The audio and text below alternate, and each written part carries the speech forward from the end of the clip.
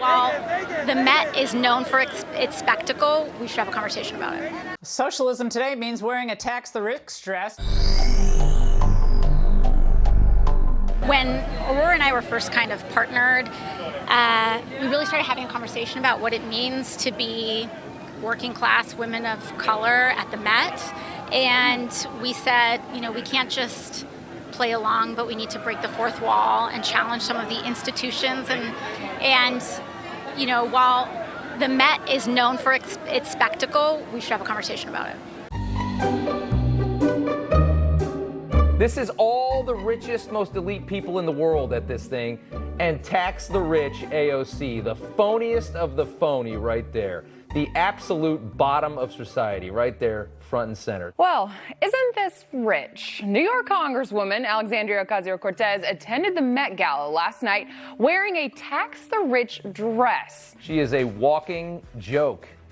The most embarrassing thing you'll see all day. By wearing that dress that says tax the rich, Yeah. she gets to go to the event, but still she gets to play the other side and be like, no, I was going to make a statement. No, you weren't. Right. You were going to schmooze, you're going to have cocktails, and you wanted to be seen and photographed. And all she cares about is status and being wealthy and being famous. That's all she wants. AOC wearing a tax the rich dress to the Metropolitan Gala, surrounded by the rich, just gives you a sense of this in-your-face willingness to change the rules.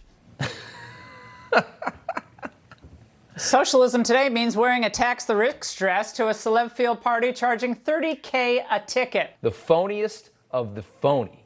The worst of the worst. AOC. But she's pretty and she smiles. So everybody loves her. What a country. The Met Gala obviously is one of the most exclusive events in the world, and we wanted to come and deliver a message. And I think when we talk about inclusion and gaining access to closed rooms for people of color, when you finally get a seat at the table, you have to decide what the message is that you want to deliver. And I think for the Congresswoman, I think for myself, economic equality and economic justice was sort of top of mind, and tax the rich was really what we settled on. Well, listen, I think ultimately a lot of these conversations that we have about economic justice usually happen in spaces with working class people. And I think the Congresswoman is not going to ever sacrifice her morals for comfort. And she wanted to make sure that this message was brought into that room and into a group of people who ultimately have to be willing to, be more liberal with their economic values as well.